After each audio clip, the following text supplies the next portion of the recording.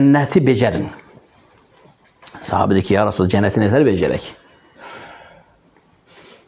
Bir zikir eylədikçe orada ağaçlar ekilir. La havle ve la kuvvete illa billah ağaçlar ekilir. Becerin.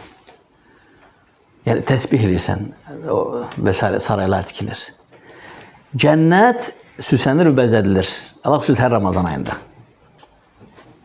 Cennet elə bir mükemmel diyardır ki, elə mükemmel diyardır. Adem ve onun zürriyeti yalnız tam mükemmelliyini kazanandan sonra oraya girecektir. Ve burada mükemmellik sözün bütün mənalarındadır. Hatta beden cəhətdən. Bakın Adem yaratılanda başka cüreydi. Bilirsiniz de onu. Ağacdan yiyəndə nə baş verdi?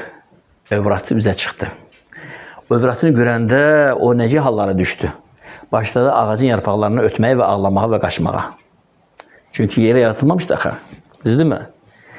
Kıyamet günü Allah Teala Adem'in evlatlarına kişi ve kadın olarak cennete salmamıştan qabaq inna enşa'nahunna insha'a fec'alnahunna ebkara urban etraba li ashabil yamin. Biz kıyamet günü onları cennete salmamıştan qabaq yeniden inşa edecek. Allahu ekber. En mükemmel şekilde. Bakın manevi inşası ya tövbeyle dünyada ya da ki odda temizlendi. Düzdür mü? Hatta onlar çıxanda hayat deyilen bir nehir var orada, çay var. Orada köz şeklinde tullayacaklar onları. Orada təzdən onlar yetişecekler. Mənevi cəhətdə odla temizlendi. İndi də fizyoloji cəhətdən Allah Teala onları yeniden inşa edecektir. Onları elə mükemmel cisim verecek ki, elə beden verecek ki, dünyada en çirkin kadın hurul indən güzel olacak. Dünyada yaratılmış en çirkin kadın hurul indən güzel olacaktır. Təsəvvür ne demektir? Halbuki hurul inin vəsfi gəlib ki, yaylığını ne deyirlər? Yaylıq.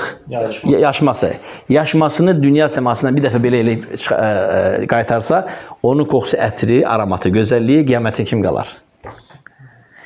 Hurul in o kadar güzeldir ki, dünya semasına bir dəfə belə boylansa, qaytarsa, onun işığı burada qalır qiyamət günündə kimi. Bu dünyada iman etmiş, amma xilqət cəhətdən ibtila olub. Çox kifir yaratıb Rəbbi ona hikmətiyle. Şükür etdi. Rəbbinin qədərinə razı oldu. Səbr etdi və qədərini qəbul elədi.